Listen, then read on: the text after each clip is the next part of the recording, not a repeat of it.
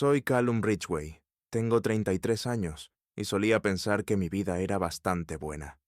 Hace 3 meses te habría dicho que mi matrimonio con Marisa era sólido, quizá incluso algo de lo que sentirse orgulloso.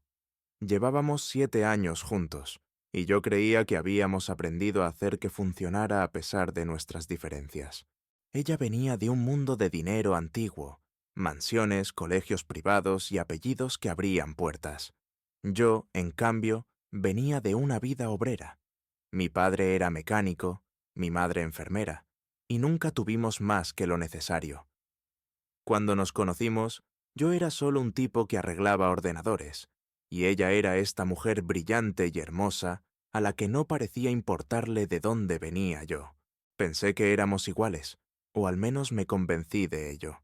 Pero ahora, mirando atrás, veo que las grietas siempre estuvieron ahí, esperando abrirse de par en par. Su familia, su madre Blythe y su hermano mayor Gregory nunca me aceptaron. Cada vez que estaba con ellos, sentía que estaba haciendo una audición para un papel que nunca conseguiría. Sonreían, sí, pero era esa clase de sonrisa que no llega a los ojos. Marisa siempre lo minimizaba. Ya cambiarán, Callum, dales tiempo. Quería creerla, de verdad. Pero 7 años es mucho tiempo para esperar a que dejen de tratarte como si fueras suciedad pegada a sus zapatos lustrados. Las cosas habían estado tensas un tiempo, pequeñas discusiones aquí y allá, pero nada que no pudiera manejar. Hasta la reunión familiar anual en Nueva York.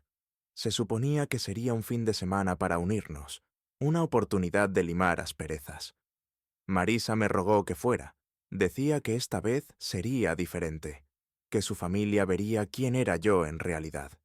La verdad, no me entusiasmaba.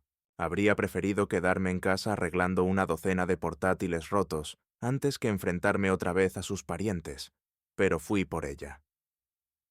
La finca era una enorme casa colonial en lo alto de un acantilado, con escaleras empinadas y habitaciones frías y resonantes.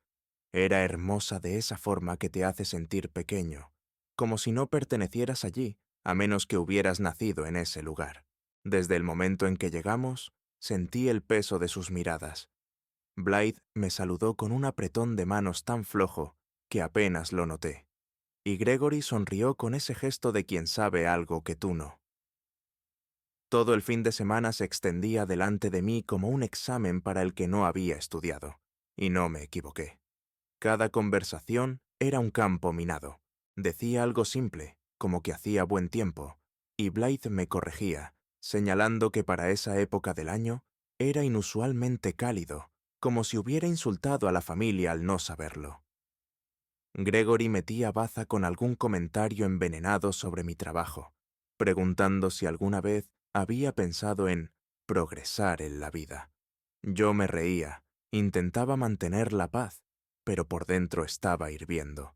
Marisa seguía diciéndome que me relajara, que no lo decían en serio, pero yo lo veía en sus ojos. Ella sabía que sí. Al segundo día ya estaba contando las horas para irnos. Me mantuve callado, educado, pero era como intentar retener agua en las manos. Todo se me escapaba. La cena de esa noche fue el punto de ruptura. Estábamos todos alrededor de esa mesa larga y pulida, con velas parpadeando y cubiertos tintineando, y pensé que quizá podría pasar la velada sin pelear. Marisa me apretó la mano bajo la mesa, como animándome, y por un segundo me sentí bien. Pero entonces, Gregory empezó otra vez, más alto esta vez, y Blythe se unió a él, criticando todo, desde cómo me sentaba hasta la camisa que había elegido. Sentía que la habitación se cerraba sobre mí, todas esas miradas esperando a que metiera la pata. No sé por qué pensé que sería diferente. Quizá estaba cansado de fingir que no dolía. Quizá quería demostrarles algo. A ellos, a Marisa, a mí mismo. Fuera lo que fuera, aquello preparó el terreno para todo lo que vino después. Y al final de ese fin de semana, yo ya no era el mismo hombre que había entrado por esas puertas. Esa reunión no fue solo un encuentro familiar. Fue el inicio de una tormenta que llevaba años formándose en silencio y que yo no vi venir. Soy Callum Ridgway, y nunca he sido bueno escondiendo lo que siento, especialmente aquella noche en la reunión. La finca familiar en Nueva York parecía sacada de una película, grande, antigua y fría, con su vista al acantilado y sus escaleras interminables que llevaban a habitaciones donde no me dejaban entrar. Marisa me había arrastrado allí, prometiendo que esta vez sería diferente, que su familia por fin aflojaría conmigo. No la creí, no del todo, pero fui igual, porque la amaba y porque seguía esperando que algún día tuviera razón. Todo el lugar olía a dinero y a juicio, y desde el minuto en que llegamos supe que iba a ser difícil. Gregory, su hermano mayor, esperaba en la puerta con esa sonrisa suya, como si ya hubiera ganado un juego que yo ni sabía que existía. Blythe, su madre, apareció envuelta en una nube de perfume, y me miró como si hubiera pisado sus suelos perfectos con botas llenas de barro, aunque mis zapatos estaban limpios. Intenté quitármelo de la cabeza, diciéndome que solo eran un par de días, pero cada paso en esa casa se sentía como internarse más en una trampa. Marisa me susurraba que sonriera, que ya entrarían en calor, pero su voz sonaba más a súplica que a certeza. La cena fue la verdadera prueba. Nos sentamos todos en una mesa enorme, de esas que ves en fotos de la realeza, con velas, copas de cristal y más cubiertos de los que yo sabía usar. Me arreglé, me puse corbata aunque las odio, porque quería encajar, o al menos no darles un blanco fácil. La comida era sofisticada, platos cuyos nombres ni podía pronunciar, y yo me limité a asentir mientras hablaban de personas y lugares que jamás había oído. Entonces, Gregory empezó. Así que, Callum, dijo recostándose en la silla como si fuera dueño del mundo. ¿Sigues trasteando con esos ordenadores? Debe de ser bonito tener una vida tan simple. Su tono era todo filo, y algunos primos de Marisa se rieron por lo bajo. Forcé una risa, dije algo sobre que me gustaba mi trabajo, pero él no paró. ¿Nunca has pensado en hacer algo más ambicioso?, preguntó, y yo podía sentir los ojos de Blythe sobre mí, esperando que tropezara con mi respuesta. Balbuceé algo sobre estar feliz donde estaba, y Marisa me apretó la rodilla bajo la mesa, como si eso ayudara. No lo hizo. La conversación siguió zumbando a mi alrededor, y yo me sentía como un fantasma, presente pero sin formar parte de nada. Entonces se me ocurrió la tonta idea de dar un brindis. No sé por qué, quizá pensé que demostraría que no era un extraño, que yo también pertenecía a esa mesa con mi esposa. Me levanté, carraspeé y empecé a hablar de gratitud, de lo afortunado que me sentía de formar parte de su familia. Lo mantuve breve, simple, nada elaborado.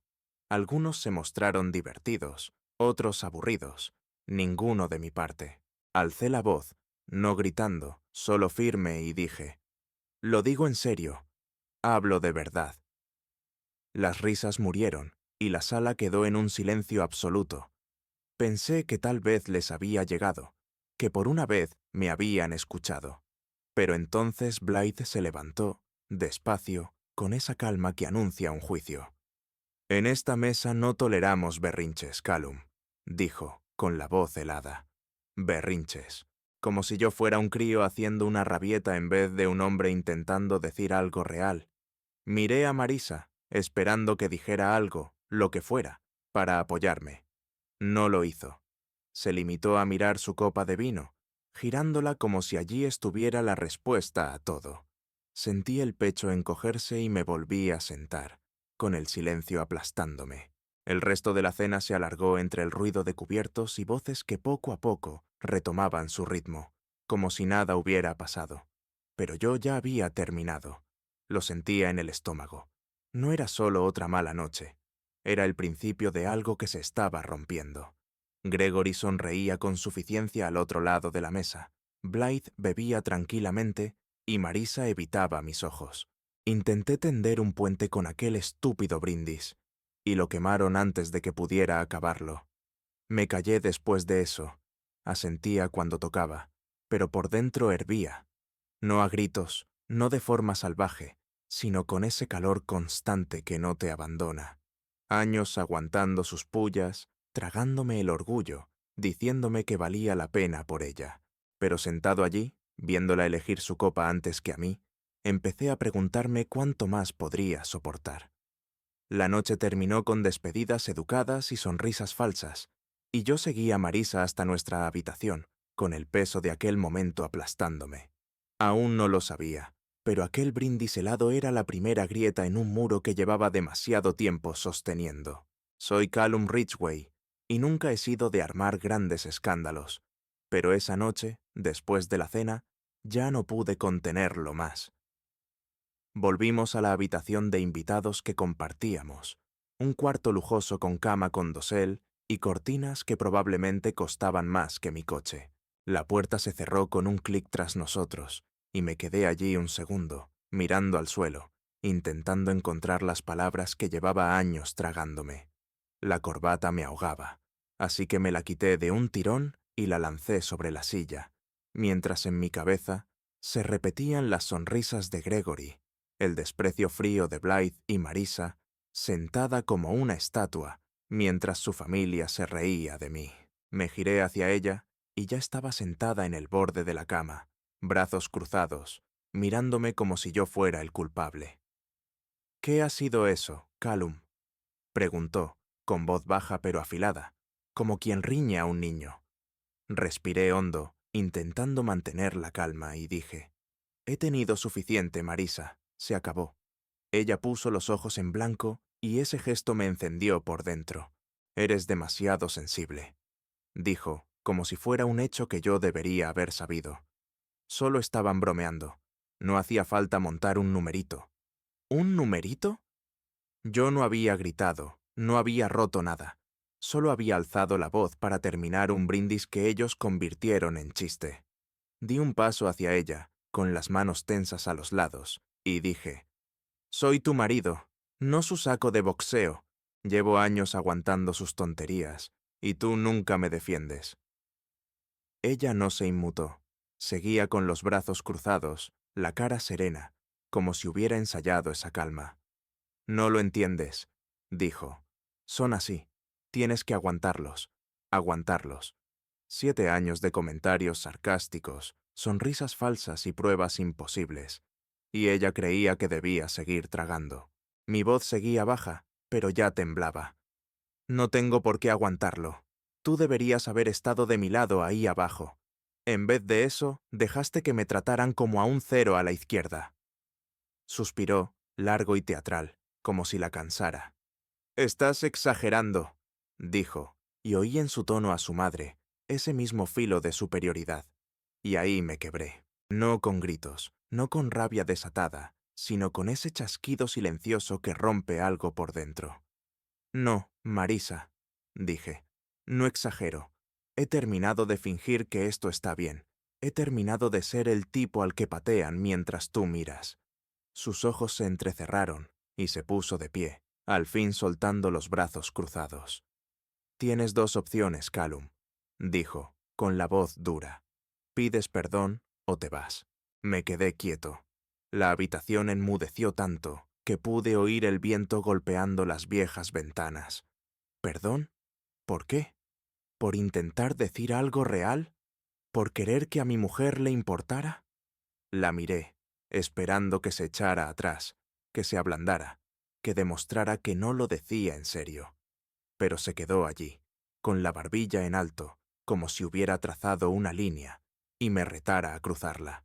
Había pasado años luchando por nosotros, defendiéndome ante su familia, demostrando que era suficiente, rogándole que me viera como algo más que el hombre con el que no querían que se casara. Y ahora me daba un ultimátum, como si yo fuera el que había fallado. El pecho me dolía, un dolor hondo y pesado, pero la cabeza me estaba más clara que nunca. No le grité, no le rogué que cambiara de opinión. Simplemente la miré, de verdad, y vi a alguien que otra vez había elegido a los suyos antes que a mí. «De acuerdo», dije, con la voz firme, aunque por dentro me rompía. Parpadeó, como si no lo esperara, pero no le di tiempo a reaccionar. Me giré, saqué del armario mi bolsa de viaje y empecé a hacerla. No toda mi ropa, solo lo necesario. Unas camisas, mis vaqueros, el cepillo de dientes. Ella me miraba, en silencio ahora, y yo sentía sus ojos en mi espalda, pero no dijo nada. Ni un «espera», ni un «hablemos». Nada. Cerré la cremallera, me colgué la bolsa al hombro y fui hacia la puerta. Mi mano ya estaba en el pomo cuando por fin habló. «¿De verdad vas a hacer esto?», preguntó, con un quiebro en la voz, pero no lo suficiente para frenarme. No me giré. «Sí», dije. «Lo hago». Y salí. El pasillo estaba oscuro, la casa en silencio, salvo por un murmullo lejano de voces en la planta baja. Bajé deprisa por esas malditas escaleras enrevesadas, pasando junto a los retratos de sus antepasados, que me miraban como si supieran que yo no pertenecía allí. Mi camioneta estaba aparcada delante. Tiré la bolsa en la parte trasera, subí y arranqué el motor. Los faros cortaron la noche y me marché, con la finca haciéndose cada vez más pequeña en el retrovisor. No sabía a dónde iba, solo que no me iba a quedar. Apretaba el volante con fuerza, el corazón me golpeaba el pecho, pero ya no me sentía atrapado. Había pasado tanto tiempo intentando encajar en su mundo, doblándome para que funcionara, y en ese momento me di cuenta de que no tenía por qué hacerlo. Ella me había dado una opción, pedir perdón o marcharme, y elegí la que no pensaba que escogería. La carretera se abría delante de mí, negra y vacía, y por primera vez en años sentí que podía respirar. Soy Callum Ridgway, y no miré atrás después de dejar esa gran y fría casa en el acantilado. El motor rugía bajo mis pies mientras me alejaba de la reunión, de Marisa y su familia, de 7 años intentando ser alguien que no era. Seguía con las manos tensas en el volante, la bolsa dando tumbos en el asiento trasero, la mente girando, pero no me sentía perdido. Aún no. Solo sabía que no podía volver a casa, no al piso que compartíamos, no a esa vida que se había vuelto una jaula con su nombre en la puerta. Conduje toda la noche, la carretera oscura y silenciosa, pasando por pueblos pequeños cuyas luces se iban apagando una a una. El teléfono seguía apagado. No quería oír su voz, ni la de Gregory, ni la de Blythe. No quería ver los mensajes que sabía que llegarían. A las 2 horas vi el cartel de un pequeño aeropuerto regional, de esos que pasarías de largo si no te fijas. Apenas era una pista y un edificio bajo de ladrillo, pero algo me atrajo. Aparqué la camioneta, cogí la bolsa y entré. El lugar estaba medio dormido, solo un tipo aburrido en el mostrador y un par de máquinas expendedoras zumbando en una esquina. No tenía un plan, ni siquiera sabía a dónde quería ir, pero al llegar al mostrador pregunté: «¿Cuál es el próximo vuelo que sale?». El tipo apenas levantó la vista, tecleó en su ordenador y dijo: «Hay uno a Oregón en 40 minutos. Son $200. Oregón. Nunca había estado allí, ni siquiera lo había pensado mucho. Pero sonaba lejano, muy lejos de Nueva York, de su familia, del desastre que acababa de dejar atrás». «Lo tomo», dije, sacando la tarjeta. Él se encogió de hombros, imprimió el billete y me lo dio como si no tuviera importancia. Para él no la tenía. Para mí lo era todo.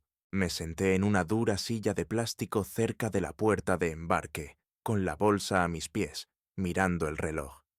El corazón seguía acelerado, pero no era miedo. Era otra cosa, algo parecido al alivio mezclado con una energía salvaje que no sentía desde hacía años.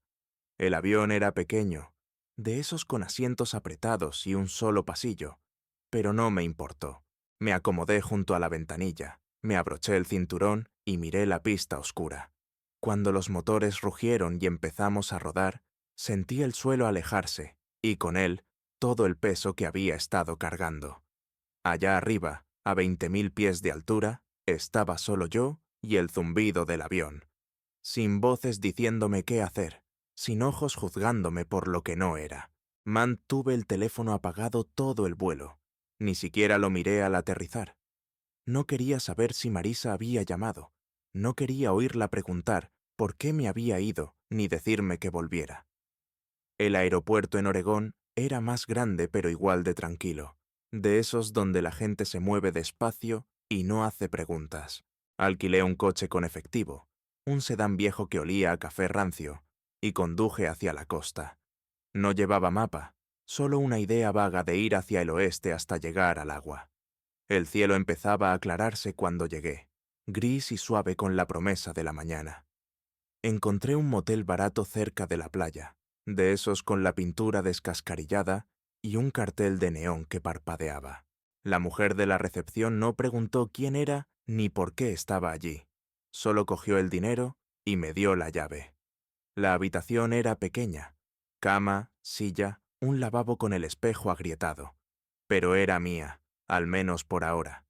Dejé la bolsa, me quité los zapatos y me senté en el borde del colchón, escuchando el sonido lejano de las olas. Tenía las manos temblando un poco, no de frío, sino por toda la adrenalina. Lo había hecho. Me había marchado, había comprado un billete y había aterrizado al otro lado del país sin plan y sin disculpas.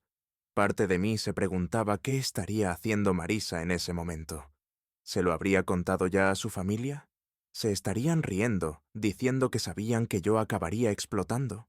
Podía imaginar a Blythe negando con la cabeza, a Gregory con esa sonrisa suya, y a Marisa sentada allí, quizá confundida, quizá enfadada, pero probablemente sin ir a buscarme. Ella me había dado ese ultimátum, pedir perdón o irme, y yo había elegido la puerta que no pensaba que abriría. Me tumbé en la cama, mirando el techo manchado, y dejé que el silencio me envolviera. Nadie sabía dónde estaba. Nadie podía encontrarme. Por primera vez en años, no le daba explicaciones a nadie.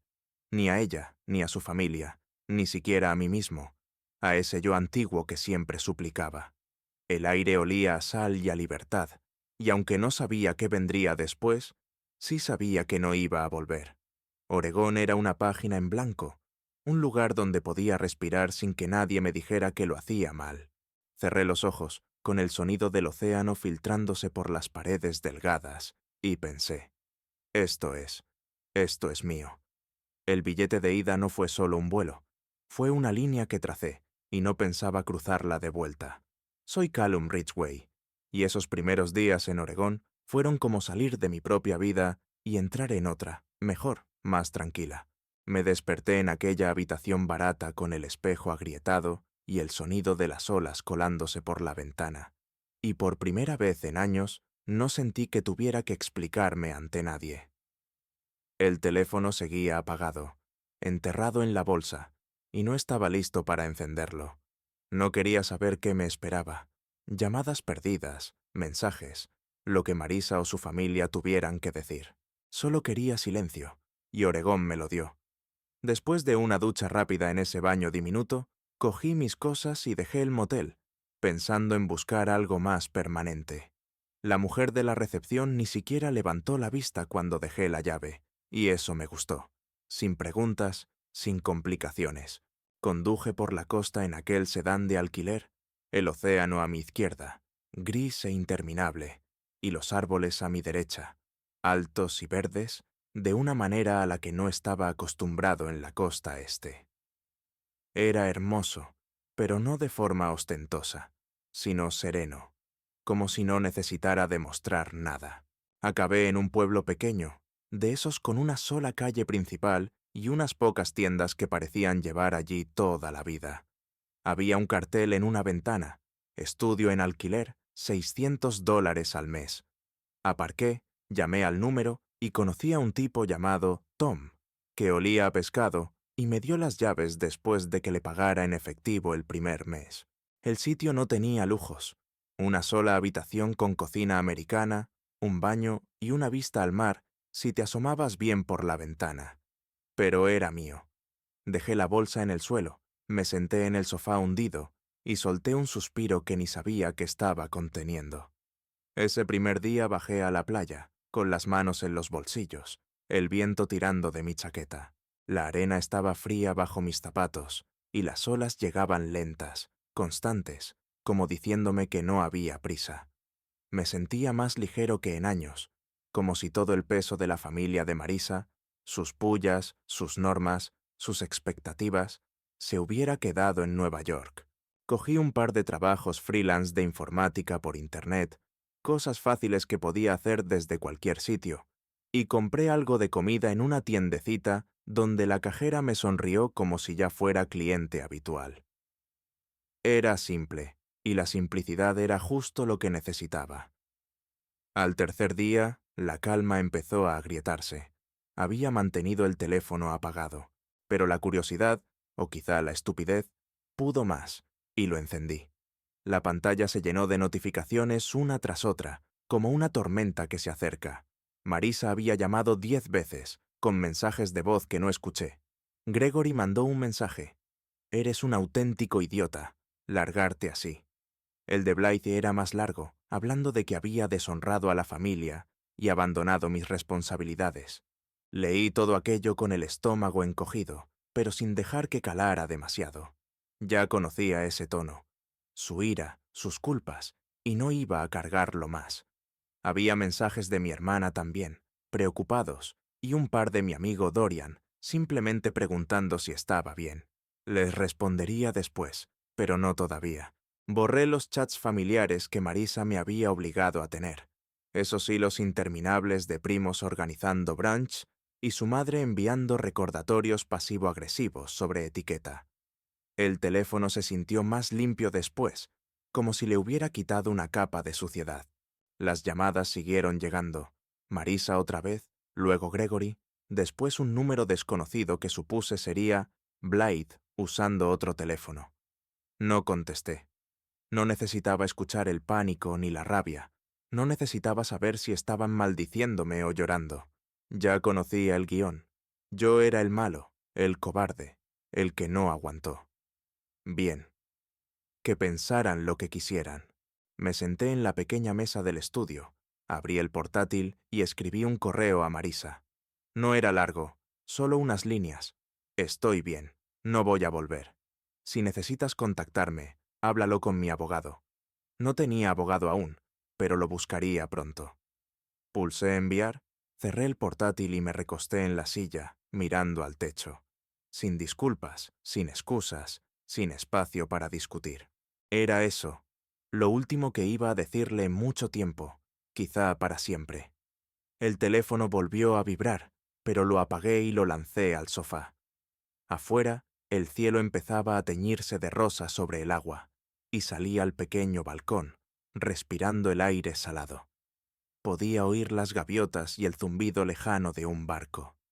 Esta era mi vida ahora, tranquila, mía, sin las reglas de nadie.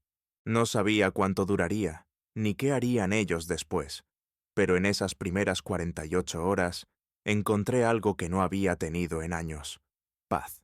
El silencio no era solo la ausencia de ruido, era la ausencia de sus voces, de sus exigencias, de sus juicios. Decía todo lo que yo no podía poner en palabras. Me había marchado y no pensaba mirar atrás. Las olas seguían llegando, constantes, seguras, y yo dejé que borraran el pasado, golpe tras golpe.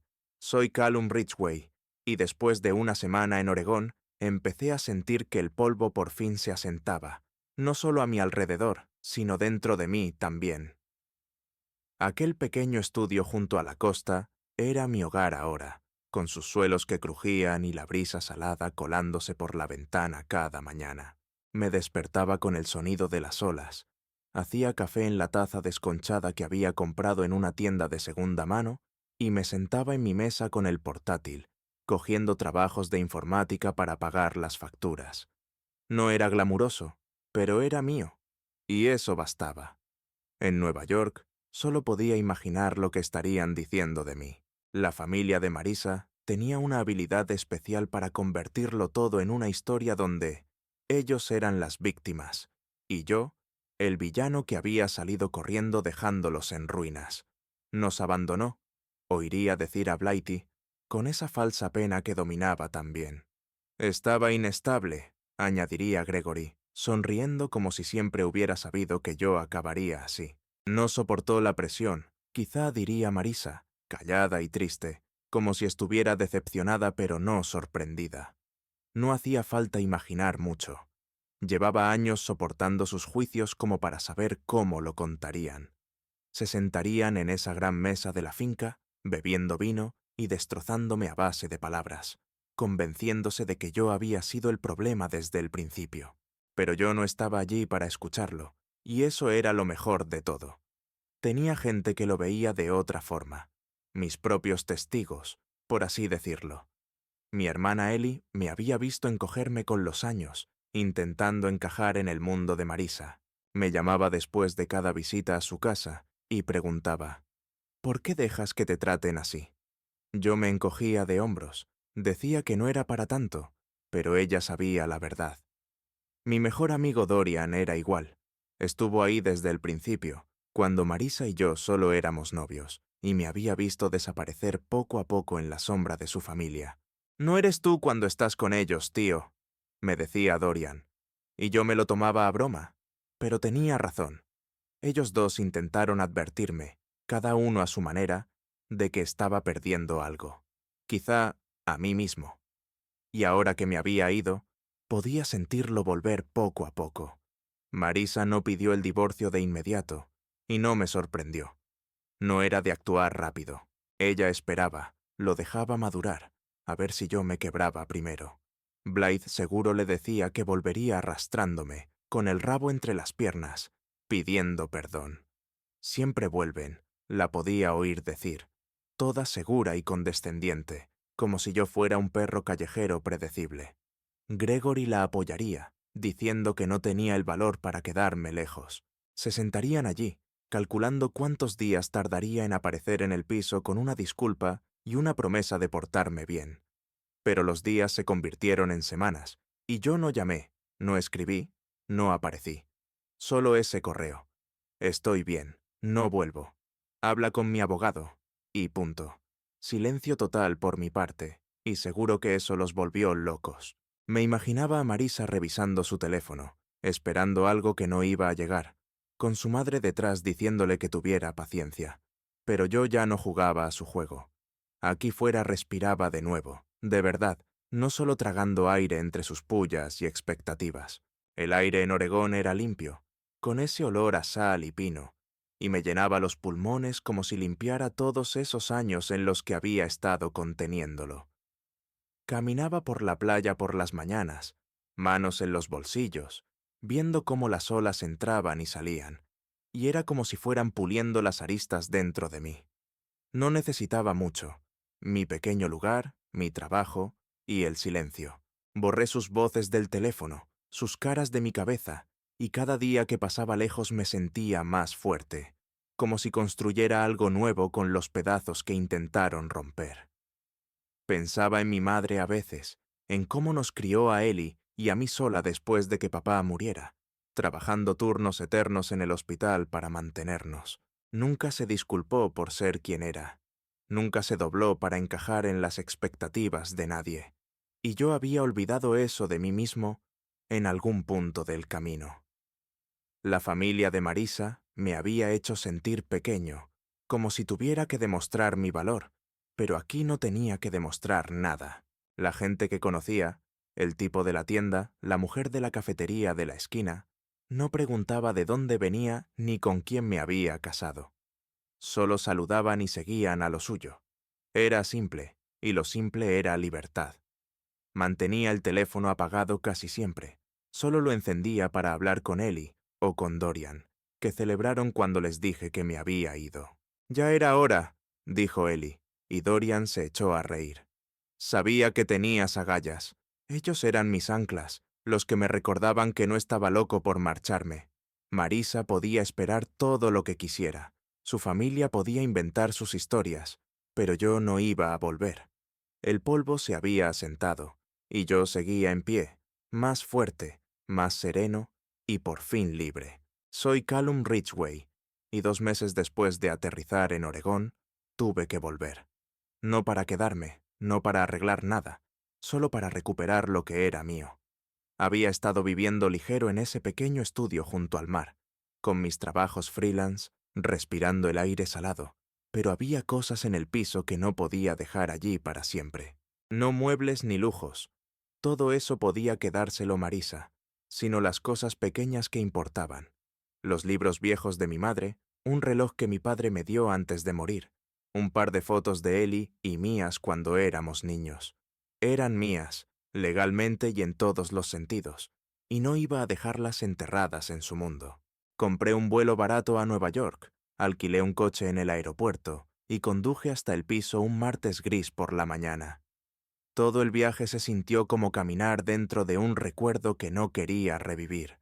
Las calles conocidas, el ruido de la ciudad, ese peso que volvía a caerme encima. No le dije a nadie que iba, ni a Marisa, ni a su familia, ni siquiera a Eli o Dorian. Quería que fuera rápido y en silencio, entrar y salir antes de que pudieran convertirlo en un drama. El edificio estaba igual que siempre, elegante, con esas ventanas de cristal, el tipo de sitio que su dinero había elegido, no el mío. Aún tenía mi llave, y giró en la cerradura sin problemas. La puerta se abrió con ese olor caro y estéril que nunca me había gustado. Parecía vacío. No había zapatos de Marisa en la entrada, ni su abrigo en el perchero. Solté un suspiro y empecé a trabajar, sacando un par de cajas del armario y entrando en el dormitorio. Cogí los libros de mi mesita, el reloj del cajón y algo de ropa que me apetecía llevarme. Se sentía raro estar allí sin su voz de fondo, sin sus ojos mirándome como si fuera a estropear algo. Iba por la mitad cuando la puerta se abrió detrás de mí. Me quedé quieto, con un marco de fotos en las manos, y me giré para ver a Marisa entrando. Sin aviso, sin llamada, solo ella con ese abrigo carísimo que su madre le había regalado, el que costaba más que mi camioneta. Se veía igual, el pelo oscuro recogido, el rostro sereno, pero los ojos más abiertos de lo normal, como si no me esperara. «Callum», dijo, con la voz suave, casi temblorosa. Asentí, manteniendo las manos ocupadas con la caja. «Solo estoy recogiendo mis cosas», dije, evitando mirarla demasiado tiempo. Ella entró, cerró la puerta y se quedó ahí, sin saber qué hacer. «¿Lo decías en serio?», dijo, y no era una pregunta. Asentí otra vez. «Sí», se acercó, sus botas resonando en el suelo de madera, y podía sentirla intentando descifrarme, como siempre hacía. «Podemos arreglar esto», dijo, con ese tono ensayado, el que usaba cuando creía que podía convencerme de lo que fuera.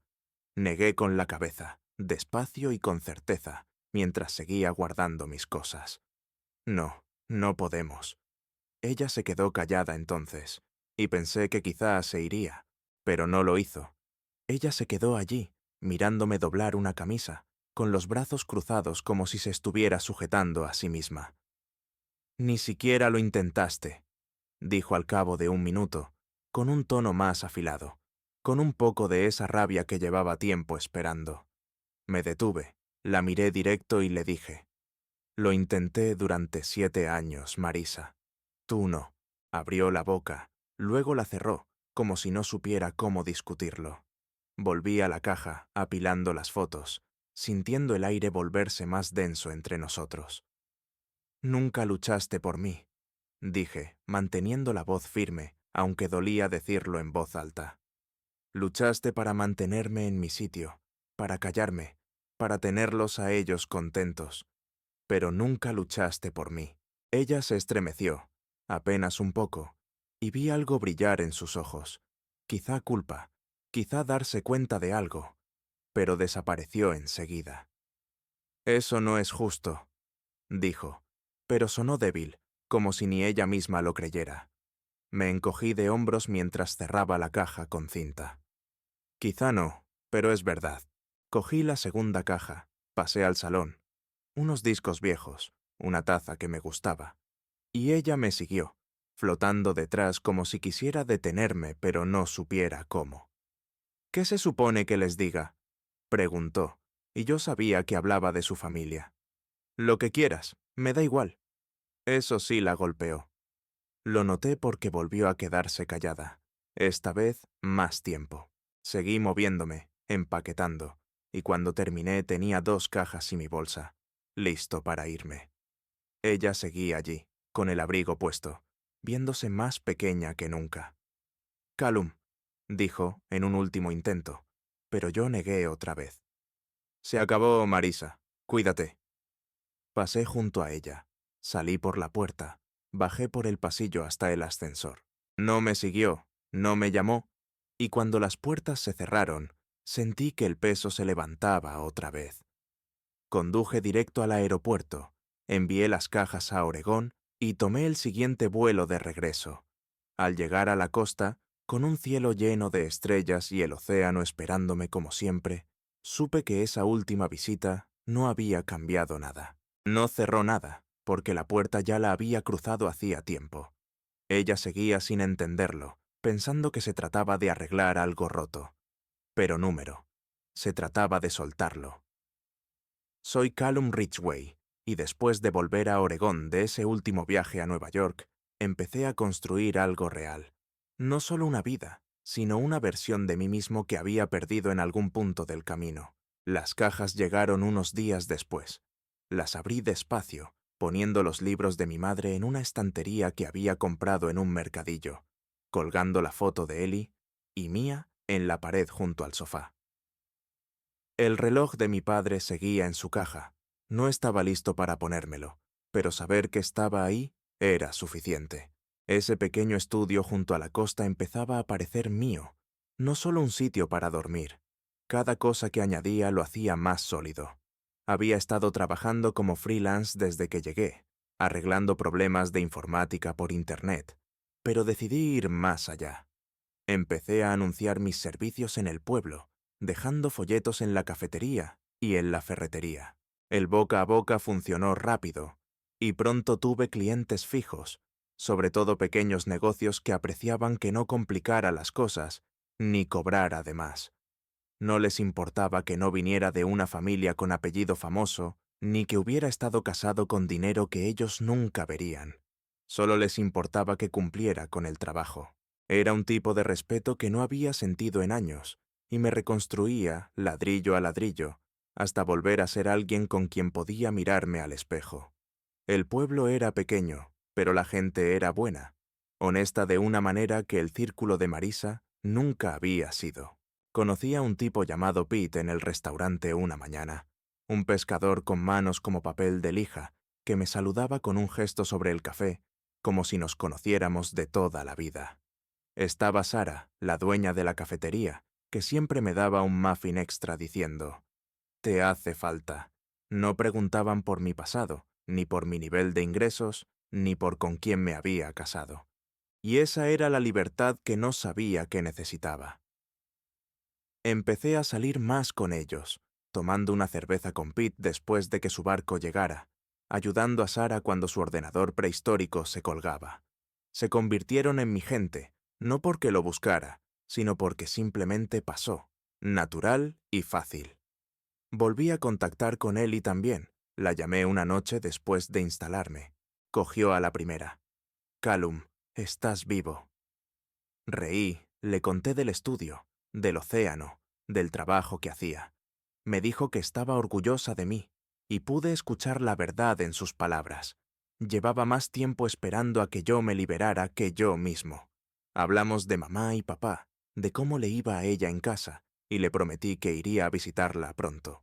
Se sintió bien tener su voz en mi oído otra vez, como si una parte de mi viejo yo encajara de nuevo. Empecé a hacer senderismo los fines de semana, recorriendo caminos por el bosque o junto a los acantilados, algo para lo que nunca había tenido tiempo en la costa este. El aire era frío, las vistas enormes, y me despejaban la cabeza como nada más lo hacía. Un sábado pasé por el refugio de animales por impulso y volví con un perro, un chucho desaliñado con una oreja tiesa y la otra caída. Lo llamé Booker, sin ningún motivo especial, solo porque le pegaba. Me seguía a todas partes, trotando en los paseos o acurrucándose a mis pies mientras trabajaba. No pedía mucho: comida, una caricia en la cabeza, una carrera rápida por la playa. Y darle eso me hacía sentir estable. como si sirviera para algo otra vez. Es curioso cómo lo más simple empieza a ser lo más valioso. Me sentaba en el balcón por las noches, Booker roncando a mi lado, escuchando las olas y viendo las estrellas aparecer en el cielo oscuro. El trabajo iba creciendo. Ya estaba trabajando como consultor a tiempo completo, montando sistemas para tiendas locales, resolviendo problemas de redes. La gente confiaba en mí, contaba conmigo, sin necesitar conocer toda mi historia. Había cambiado los suelos brillantes del piso por este lugar pequeño y crujiente, el ruido de la ciudad por el murmullo del océano. No era perfecto, pero era mío. Había pasado tanto tiempo a la sombra de Marisa, doblándome para encajar en las reglas de su familia, que había olvidado cómo se sentía estar erguido de nuevo. Aquí no tenía que explicarme, no tenía que disculparme por de dónde venía, ni por lo que no tenía. Pete me daba palmadas en la espalda y decía, «Me alegra tenerte por aquí, Cal». Y Sara sonreía cuando le arreglaba la impresora, y con eso bastaba. Booker me empujaba la mano con el hocico húmedo y yo reía, rascándole las orejas, pensando lo fácil que era hacerlo feliz. Había encontrado paz, no la paz ruidosa y dramática, sino esa tranquila que llega despacio y se queda. Estaba en el aire salado, en el ritmo constante de mis días, en el hecho de poder escuchar mis propios pensamientos otra vez. Me estaba reconstruyendo, pieza a pieza, y cada ladrillo que colocaba era un paso más lejos del hombre que había sido, el que suplicaba por un sitio en una mesa que nunca lo quiso allí. Soy Callum Ridgway, y después de meses de silencio en Oregón, el pasado empezó a colarse de nuevo. No de golpe, no con estrépito, sino suave, como ecos que no podía sacudirme del todo. Había construido una buena rutina aquí. Trabajo, paseos con Booker, cafés con Sara, cervezas con Pete, y todo se sentía sólido, como la vida que siempre quise, pero no sabía que podía tener. El estudio era un hogar ahora, con sus estanterías de segunda mano y el sonido del océano acompañándome de noche. Había dejado de revisar el teléfono por mensajes de Marisa o de su familia. Había dejado de esperar su próximo movimiento. Creía haberlos dejado atrás para siempre, pero una mañana abrí el portátil y vi un correo de ella. No era largo, ni siquiera tenía asunto, pero me dejó helado. Me quedé sentado a mi mesa, con el café enfriándose en las manos, mirando su nombre en la pantalla. Parte de mí quiso borrarlo sin leerlo, aferrarme a la paz que tanto me había costado conseguir. Pero otra parte, la testaruda quizá, lo abrió. No me pedía que volviera, no intentaba manipularme con culpas como haría su madre. Era más simple que eso, más triste también. Ahora lo veo, Callum, escribió. Cómo todo se fue deshaciendo. Estaba tan ocupada intentando tenerlos contentos a ellos, a mamá, a Gregory, a todos, que no vi que te estaba perdiendo. Lo siento. Nada más. Sin promesas, sin súplicas. Solo arrepentimiento, claro y sencillo. Lo leí 2 veces y luego me recosté en la silla, dejándolo hundirse. Booker me empujó la pierna, pidiendo su paseo, pero yo seguía sentado, mirando esas palabras. No fue rabia lo que sentí. Eso lo había gastado meses atrás. Fue otra cosa, un cansancio hondo. Ahora lo ve, decía ella. Pero ¿dónde estaba esa claridad cuando yo estaba delante, pidiéndole que me eligiera?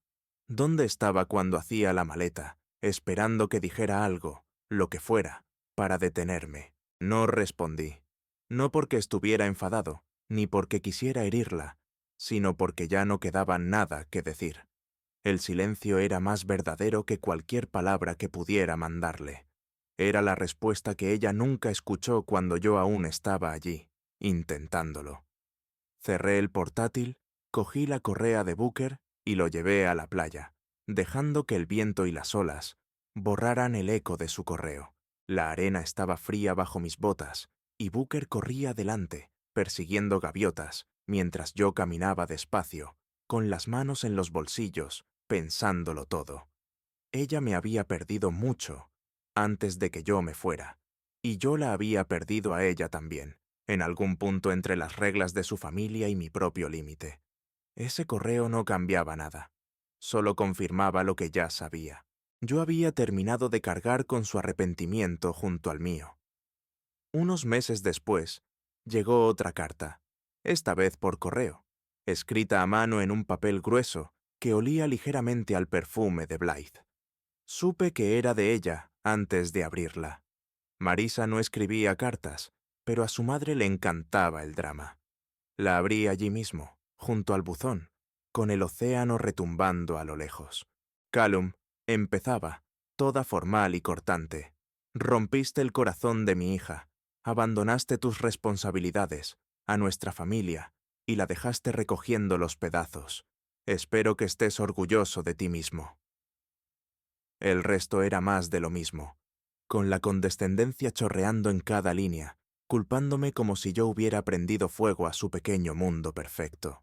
Lo leí una vez, de pie en el viento, y luego entré en casa y lo eché a la trituradora. La máquina zumbó, masticándolo, y yo miré los pedazos caer a la papelera, sin sentir más que alivio. Blythe no lo entendía, nunca lo haría. Creía que yo había roto a Marisa, pero Marisa se había roto sola, eligiéndolos a ellos antes que a mí, cada vez que tuvo la oportunidad. No estaba orgulloso de haberme ido, pero tampoco avergonzado. Hice lo que tenía que hacer para poder respirar otra vez. No les debía una respuesta, no les debía nada. La trituradora se detuvo, y yo saqué a Booker a otro paseo, dejando que el aire salado despejara la cabeza. Esos ecos, el correo de Marisa, la carta de Blythe, seguían llegando, pero ya no se quedaban. Había construido demasiado aquí para dejar que me arrastraran de vuelta. El trabajo iba bien. Mis clientes contaban conmigo, y me gustaba ese peso, la forma en que me mantenía con los pies en la tierra. Pete y yo habíamos empezado a salir a pescar los fines de semana, solo un bote pequeño y unas horas tranquilas en el agua. Sara se reía de mis quemaduras cuando aparecía en la cafetería después. Ellie llamaba a veces, contándome su vida en la costa este, y yo le hablaba de los trucos nuevos de Booker o de la vista desde mi balcón. Era un mundo pequeño, el que había creado, pero era sólido, y no se doblaba ante las reglas de nadie más. El pasado podía gritar lo que quisiera, Marisa podía arrepentirse, Blythe podía enfurecerse. Pero yo ya no escuchaba. Había encontrado mi equilibrio, paso a paso, y cada día que seguía lejos, esas voces se apagaban más. Me sentaba en el acantilado algunas noches, viendo las olas chocar bajo las estrellas, y sentía que la verdad se asentaba. No necesitaba su perdón, no necesitaba su comprensión. Tenía esto, el océano, el perro, la gente que no le importaba de dónde venía, y era suficiente. Soy Callum Ridgway, y ha pasado un año desde que salí de aquella gran casa en Nueva York, un año desde que compré ese billete de ida a Oregón y decidí dejar de explicarme. El divorcio ya es definitivo. Papeles firmados, abogados pagados, todos los cabos atados, limpios y claros. Vivo en un sitio modesto en un acantilado con vistas al Pacífico, un paso más que el estudio, pero aún sencillo, con un porche donde me siento a mirar el agua extendiéndose hasta el horizonte. Me levanto temprano casi todos los días, preparo café y saco a Booker a pasear por la orilla antes de sentarme a trabajar. Sigo en el mundo de la informática, arreglando sistemas y resolviendo problemas, pero ahora a mi manera. El aire siempre lleva ese toque salado, y el sonido de las olas es constante, como un latido al que ya me acostumbré. No es una vida espectacular, pero es mía, y eso es lo que más ha cambiado. Ya no le rindo cuentas a nadie.